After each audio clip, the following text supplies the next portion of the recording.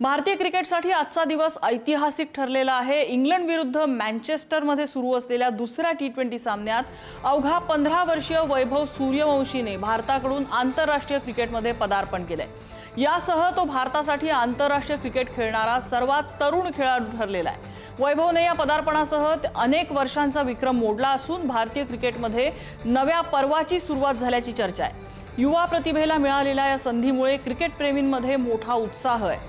मुंबईत जसा धुआधार पाऊस बरसतोय अशीच धुआधार बॅटिंग वैभव सूर्यवंशीकडून अपेक्षित आहे।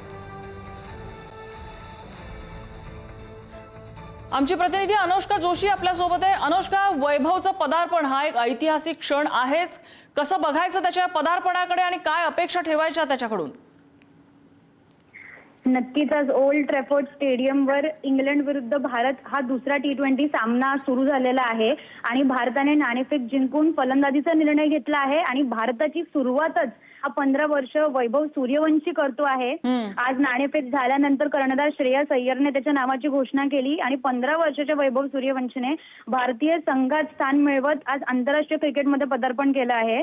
ऐतिहासिक पदार्पणासोबतच वैभवने भारताचे महान फलंदाज सचिन तेंडुलकर यांच्या 37 वर्ष जुना विक्रम मोडीत काढला असून तो आज भारताकडून आंतरराष्ट्रीय क्रिकेट खेळणारा सर्वात तरुण खेळाडू ठरला आहे। IPL मध्ये त्याचा परफॉर्मन्स आपण बघितला आणि ऑरेंज कॅप जिंकणारा सुद्धा जो सर्वात तरुण खेळाडू ठरला आणि त्यानंतर आता त्याची ही पहिली इंग्लंड विरुद्धची सिरीज ही खूप महत्त्वाची ठरणार आहे आणि सगळ्यांचं लक्ष आज वैभवच्या बॅटिंगकडे असणार आहे। अगदी, त्यामुळे अपेक्षा उंचावलेल्या आहेत। वैभवचा परफॉर्मन्स आजच्या मॅच मध्ये कसा असतो हे आपल्याला बघावं लागेल। अनुष्का, अपडेट घेत राहू। तुर्तास धन्यवाद माहितीबद्दल।